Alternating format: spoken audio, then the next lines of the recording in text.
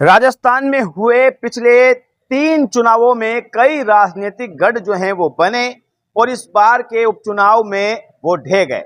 इसके साथ ही 3 नेताओं के लिए संकट की राह दिख रही है। ये वो 3 नेता हैं जो अपने दम पर चुनावी समीकरण में प्रभाव डालते हैं। इसके साथ ही उन्हें हर बार हार का सामना ही करना पड़ा है। नमस्कार, मैं हूं सुनील और आप देख रहे हैं पंचायत टीवी।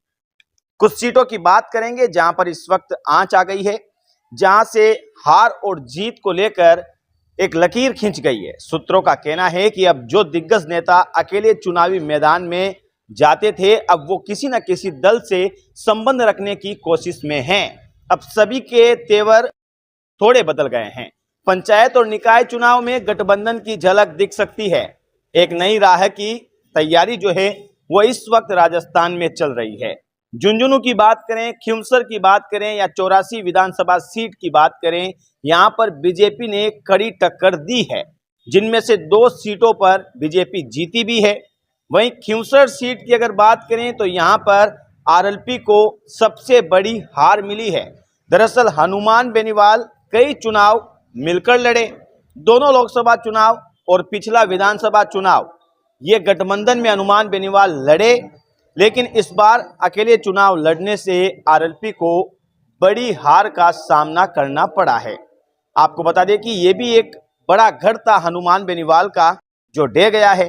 वहीं झुंझुनू जहां पर सिर्फ ओला परिवार के लिए जाना जाता है, मगर इस बार वहां भी हालात कुछ अलग थे।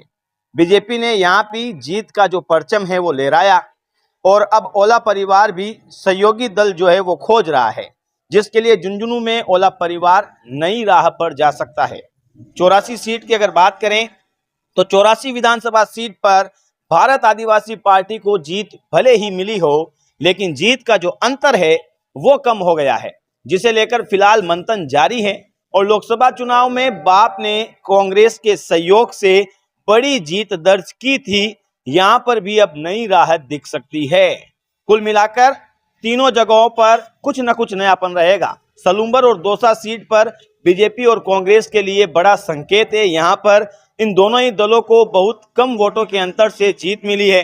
सलूंबर सीट पर बीजेपी को जहां बड़े वोटों के अंतर से जीत मिलती थी, अब वहीं वो जीत जो है वो बेहद कम हो गई है।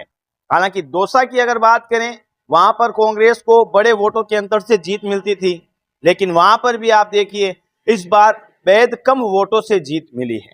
यानी कि ये जो सीटें हैं वो पूरी की पूरी उथल पुथल हो गई है। तमाम जो पार्टियां हैं उनमें बदलाव देखने को मिल सकता है।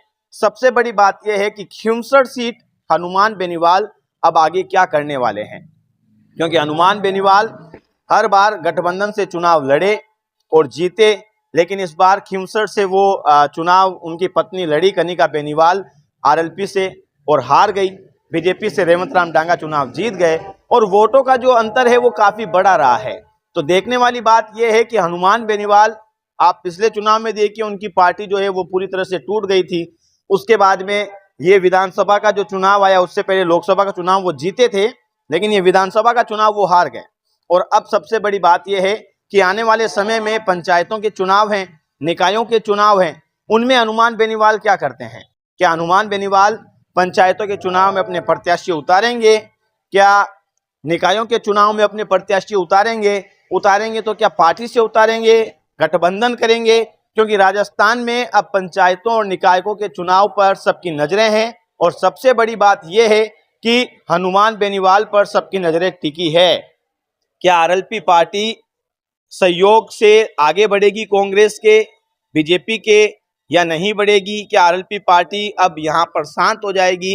ये सबसे बड़ी बात है, क्योंकि इस वक्त चुनाव पंचायतों का है, सरपंचों का है, चुनाव निकायों का है। तो ये सबसे बड़ी देखने वाली बात होगी कि हनुमान बेनीवाल क्या करते हैं।